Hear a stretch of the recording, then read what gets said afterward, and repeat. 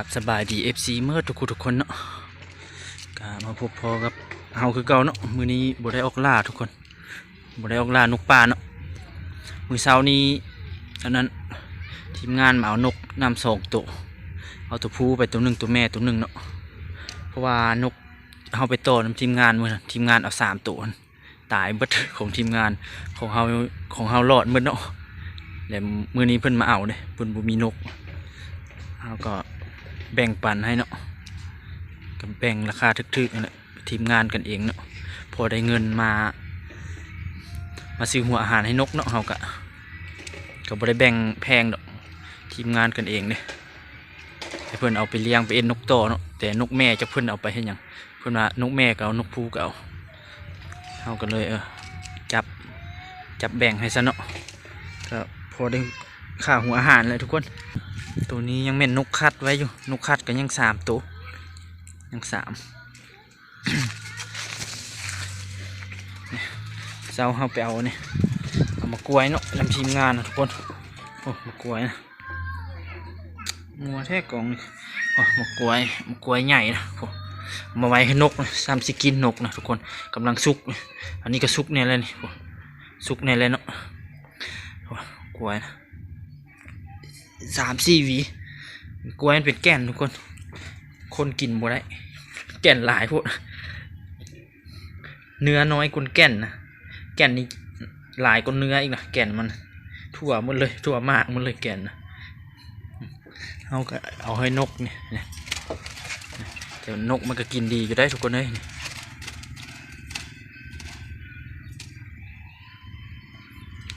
นกมันก็กินอยู่เนาะเนี่ย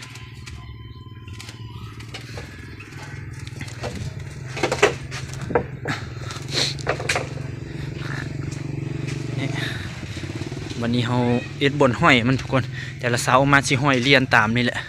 บ่เฮ็ดเนื้อเอาไปห้อยทางหลังบ้านนะห้อยไว้เนี่ยนี่เลยตัวหนึ่งอยู่นี่ตัวหนึ่งอยู่นี่ทุกคน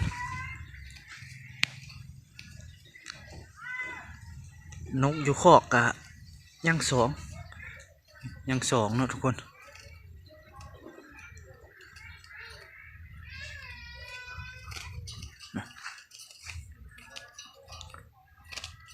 ตัวนี้คัดไว้แล้วตัวนี้ห้องแหละตัวเขาคัดไว้มีแต่นกมันห้องเลยเด้อทุกคน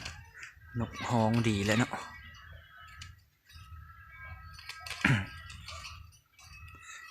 ไว้นั่นนี่ให้แบบมีคนเที่ยวไปเที่ยวมาเนาะทุกคนไว้แต่ละมือคนเที่ยวไปเที่ยวมามันก็สีลึงเนาะมันก็สีบุแห่โดนไปมันก็สีบุแห่เนาะมันสีบุตื่นคน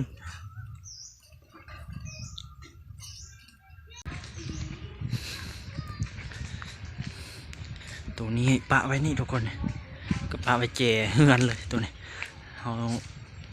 อันนั้นไว้เนี่ยอ๋อนกไปยังวะนกขี้เมียงเนาะ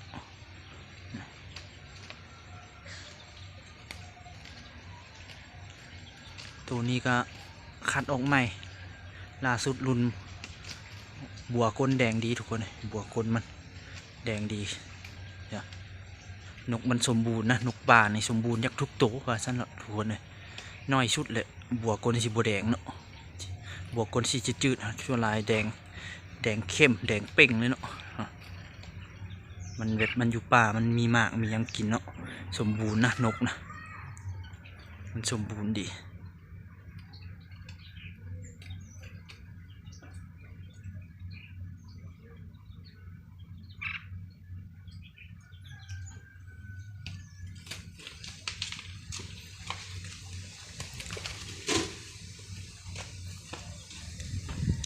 ตัวนี้ก็ได้ยินและเสียงห้องมันทุกคนแต่ว่ายังตื่นคนแห่งพูดในตัวนี้ตื่นคนแห่พูดนี่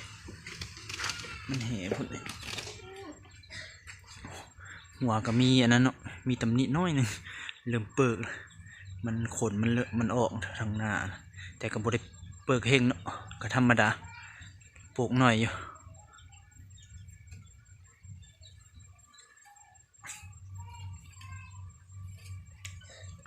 แต่ละมือก็ตื่นมากับสิมาเกาะเนี่ยให้มันลึงเกาะบอลไผ่บอลมัน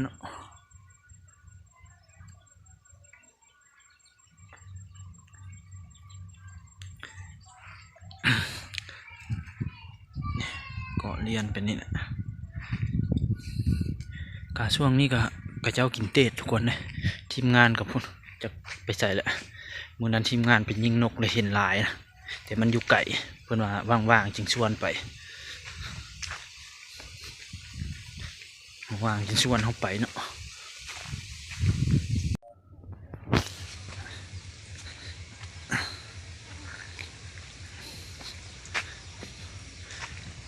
ไปเบิ่งนกอยู่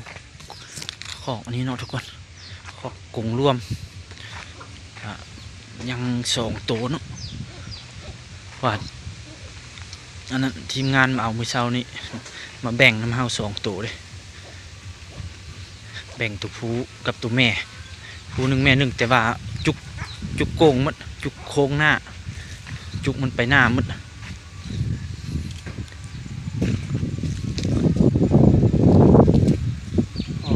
บิ่งมันกินมะกล้วยเบิ่งมะกล้วยทุกคนตัวเขาว่าเป็นแก่นอะไรเห็นบ่แก่นดำๆนี่มันติดแก่นมะกล้วยมันแหละดำๆนี่ดำติดน้ำมะกล้วยนี่นี่แก่นมะกล้วยละ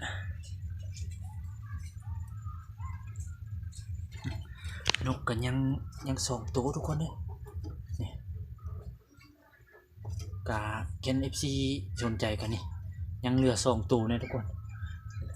แล้วยังสิบต่ออีกนะยังสิบต่อมาไว้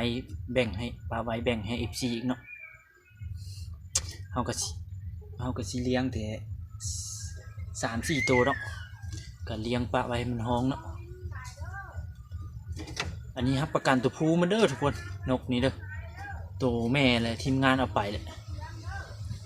แค่แยกออกนี่ก็ห้องเลย2 ตัวนี่นะแยกออกนี่ยินเสียงห้องเลยแต่ก็ยังแห่อยู่ดอกนก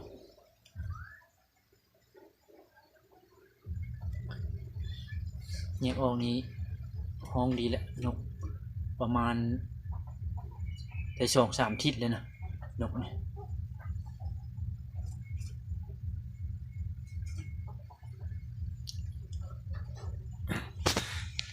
สนใจกับติดต่อมาได้ทุกคนเลยอัดขอบมันก่อนทุกคนก็แนวนี้แหละกันแมวทุกคนเลยตอนนั้นถ้าว่าเสียบัวมาใส่ได้แต่ว่าไปต่อได้มาแหละมีบอลไว้เลยก็จะเป็นคือเก่าแต่เขาก็ต้องเฮ็ดอันกันแมวเนาะทุกคนเนาะต้องเฮ็ดอันกันแมวไว้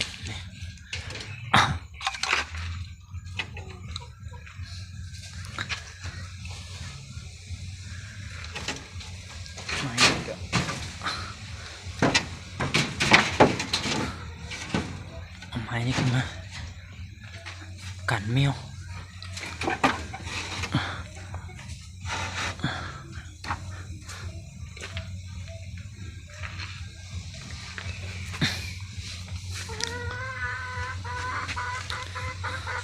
นี่ก็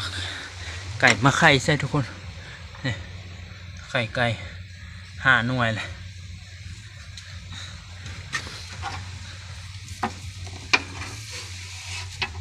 สร้างตัวให้นะทุกคนมาแถวขอบไก่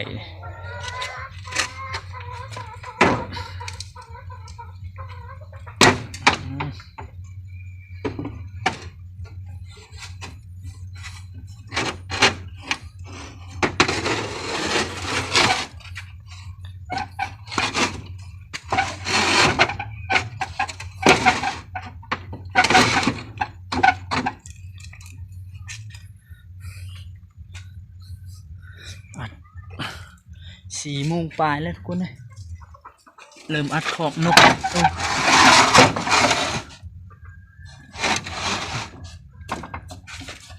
ตั้งเรื่องกับกันไว้กันบ่ให้แมวจกเลยสั่งแต่แมวแหละกลางคืน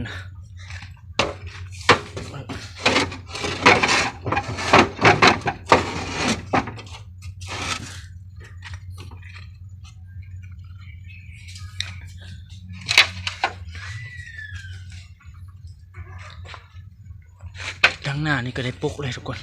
เอาอันนี้ปุก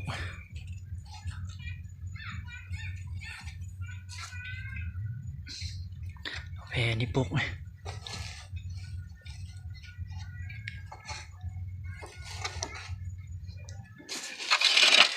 ก็เอานี่งับไปก็สิประมาณนี้ทุกคนนี่บอกให้มันเรือป้องตัวแมวมากวนนะปีกายนี่เสียนกไปเกือบฮอด10ตัวเสียให้ตัวแมวปีนี้มีบทเรียนทุกคนเลย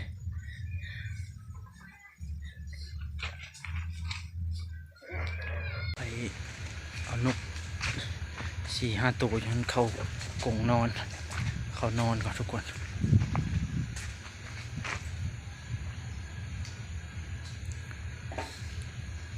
แค่มืออื่นบ่ได้ไปทางใดจึงลองลงไปบึกอยู่วังเขาเกาะก่อมากทุกคนวังเคยได้บางเทื่อมันพาตัวอื่นมายังเหลือตัวเดียวดอกอยู่หัน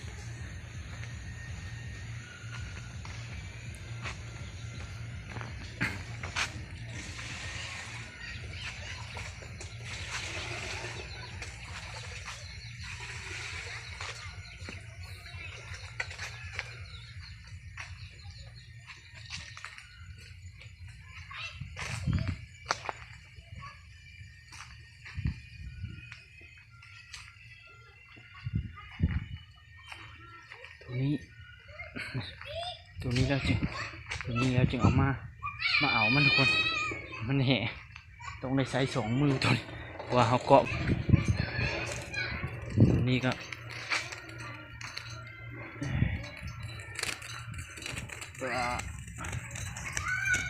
มันบุกินกล้วยได้ตัวนั้นตัวกงมวนทุกคนตัวนี้ก็จุกโกงตัวนี้ตัวนี้คือเนี่ยงาม่วงเกือบลิโอ้งาม่วงเกือบลิทุกคนตัวนี้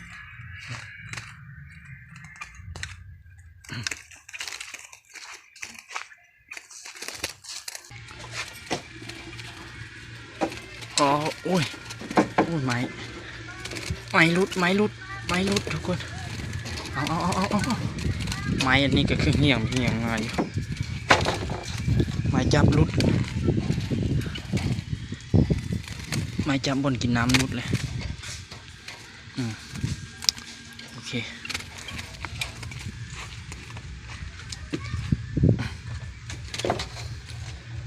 3-4 ตัวเนี่ยนอนห้านทุกคน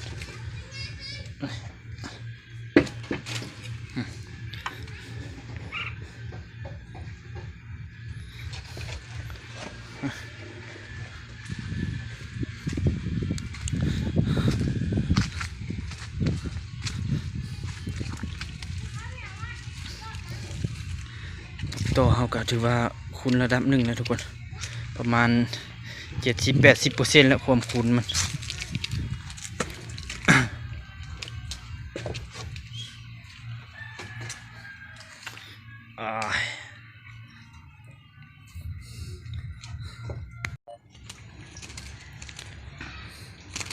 ดังเริ่มโล้นแล้วทุกคนตื่นมีแต่ต่ำในตัวนี้นี่ต่ำกระยำทุกคนลงไปมันหักลึงเนาะมันต่ำไหลมันก็หูได้นกกันบางตัวก็ต่ำอยู่อะไรบางตัวก็ต่ำก็หูต่ำก็สลาดบางตัวก็ต่ำก็เจ็บเลยก็เศร้า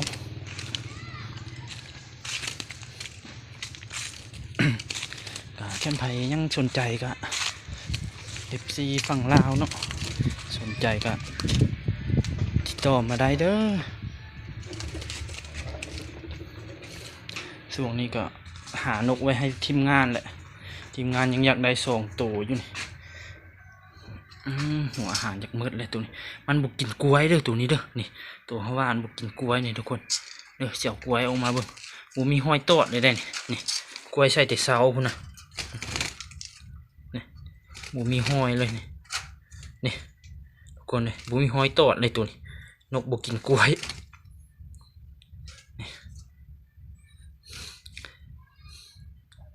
จุนาลิกินได้เนี่ยกินมดเนี่ยจุน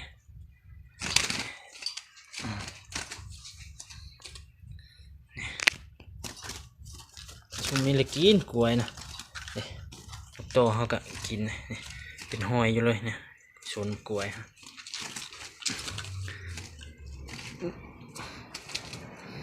ยังเปิกบลายหัวมันคนโมเมนหัวเปิกคนเนาะหล่นก่อนนะ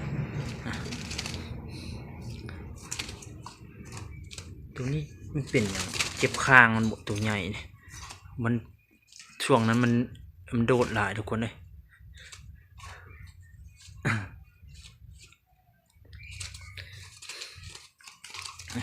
กล้วยกับปะไว้ในนี้เลยทุกคนเลยกะเอ้าไผ่สนใจนกกะอันนั้นแหละทุกคนคือเขาเว้าเลยเนาะไผ่ยักจองกระจองได้เด้อทุกคนสั่งจองไว้เนาะเอาจึงไปเลาะต่อมาให้นะแค่บริจองมาบริจองเขากันนี่แหละได้มากะแค่มีคนซื้อเขาก็ขายเลยแค่มีคนจองเขากับต่อได้มากะเลี้ยงให้มันกินหัวอาหารไว้ให้แล้วก็จึงฝากให้เนาะอ่ะโอเคเนาะทุกคนเจอกันคลิปหน้าพูดเลยเนาะคลิปนี้ก็สิจบลงเพียงเท่านี้ฝาก FC ทุกคนแหละเข้ามาเบิ่งกับกดไลค์กดแชร์เนี่ยเนาะทุกคนเนาะเจอกันคลิปหน้าเด้อทุกคน